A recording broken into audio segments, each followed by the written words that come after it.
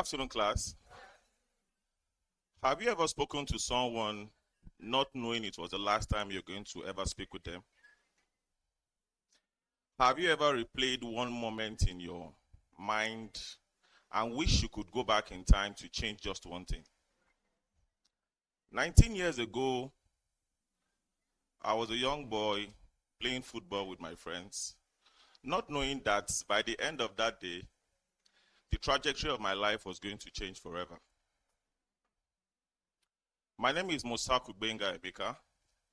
I'm a property risk analyst today, but long before I started assessing risk, life introduced me to an emotional risk I wasn't ready for. I come from a Christian home.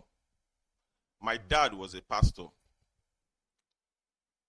Today, I'll be speaking on the topic, lessons I learned from the loss of a loved one. I come from a Christian home. My dad was a pastor who had just graduated from the School of Theology.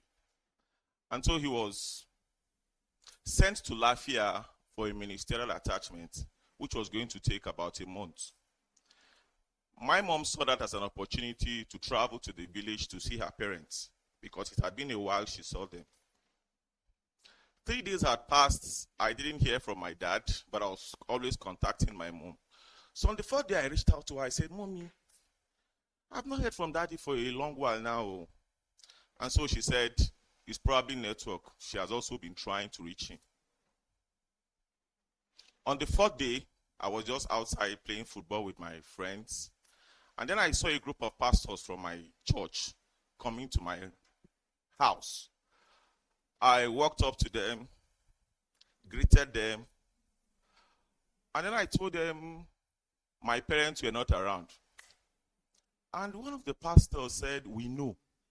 At that time, I became curious. So I ushered them in. And they said they were here to see I and my brothers. So I quickly went outside and looked for my brothers, and we all came in. And while we were all seated, one of the pastors made a statement. He said, "There is a time to live and a time to die." At that time, I knew someone had died, but I didn't know who had died. Whether it was my dad, or my mom, or my 2 younger sisters who traveled with my mom. So while I was still there trying to process who had died, my younger brother erupted, "Sir, please stop prepping us. Tell us what has happened." And then one of the pastors said, "Your father has gone to be with the Lord." I broke down in shock. And then I entered my dad's room, and all I could think of was just to bring out all of his clothes, and I put them on the bed, and I just jumped on it. I wanted to feel the smell of his clothes, the smell of his body, just one more time. And immediately my mind raced back to the last conversation I had with my dad before he traveled. A day before my dad traveled, he asked me to iron his clothes. I don't know, I was probably too lazy or too playful that I forgot to iron those clothes. So when he got back in the night, he said, "Gbenga, why didn't you iron my clothes?" And I just made excuses. And then he insisted that I must iron those clothes that night. You would agree with me, at that time we had epileptic power supply. So I had to compromise. I had to go source for local iron. But before I left his bed, I said, "Daddy, I'm going to burn this clothes too." He said, "I dare you. Try it and see." So I got the coal. And then while ironing the trouser, I didn't know that one of the coals had probably fallen off and burnt his trouser. And so the following day, while he was preparing to travel, he saw the hole on his trouser and he said, "Gbenga, you threatened you were going to burn this trouser and you eventually did." I just said, "Daddy, I didn't mean it." He said, "You did it intentionally because you said it and you did it." With anger, he just ignored me, stood up, and traveled. While I was still trying to process that, we started thinking of how to reach our mom at the village to tell her what had happened, right? And so eventually we called her and told her that our dad had an accident and was in a critical situation, and we needed her to come back. Now, the funny thing is, when my dad died, when I was told my dad died, I didn't cry. I was just thinking about all of it, how my life was going to change and all of those things.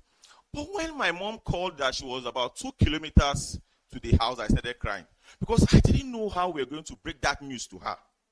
And so when she got close to the house, neighbors, we all, oh, sorry for the loss and all that. That was when she knew what had happened. And then she busted out in tears.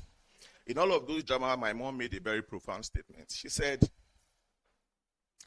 God should have taken one of her children and left her husband because she can always give birth to another child. But there was nobody that could replace her husband. Well, 19 years later, I still remember that story. Not through the lens of pain, but through the lessons it has taught me. One of which is to love deeply. Words do not really do justice. Words do not do justice to the word love, but loss reveals the depth. Secondly, I learned to speak carefully.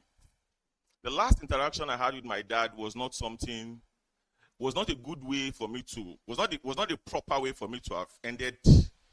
My dad left the house very angry at me. And that is an experience that I've always lived with. And then, thirdly, one of the lessons it also taught me is never postpone till tomorrow a conversation for reconciliation you can have today. Because the last time you speak to someone may actually be the last time you ever get to see them. Thank you.